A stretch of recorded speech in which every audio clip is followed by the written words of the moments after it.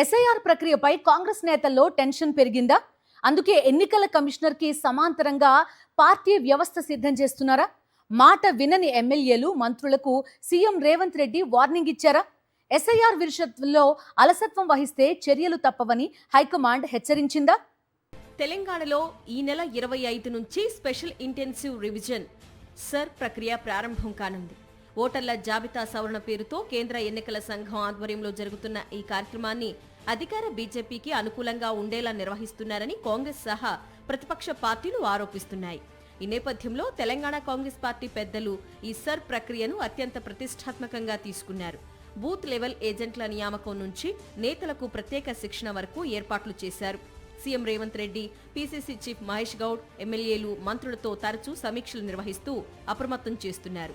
ఇంకా పెద్ద ఎత్తున ఓటర్ల మ్యాపింగ్ పెండింగ్ లో ఉండడంతో కాంగ్రెస్ అధిష్టానం ఆందోళన వ్యక్తం చేస్తున్నట్లు తెలుస్తోంది.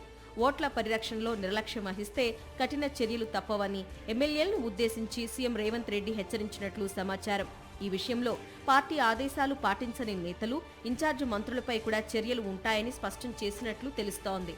సర్ ప్రక్రియను ఎదుర్కొనేందుకు ఎన్నికల కమిషన్ నిర్మాణానికి అనుగుణంగా కాంగ్రెస్ ప్రత్యేక పార్టీ వ్యవస్థను ఏర్పాటు చేసిందని సమాచారం. బూత్ స్థాయి నుంచి జిల్లా స్థాయి వరకు కోఆర్డినేటర్లను నియమించి ఓటర్ల హక్కులను కాపాడేందుకు కార్యాచరణ రూపొందించడం జరిగిందని ఆ పార్టీ నేతలు చెప్తున్నారు. మరోవైపు సర్ విషయంలో అలసత్వం వహిస్తున్న నేతలపై తెలంగాణ కాంగ్రెస్ సీరియస్ గా ఉన్నట్లు తెలుస్తోంది. దీంతో పార్టీ నేతలు అప్రమత్తమవుతారా లేక అధిష్టానం హెచ్చరికలను లైట్ గా తీసుకుంటారా అనేది ఇప్పుడు ఆసక్తికరంగా మారింది.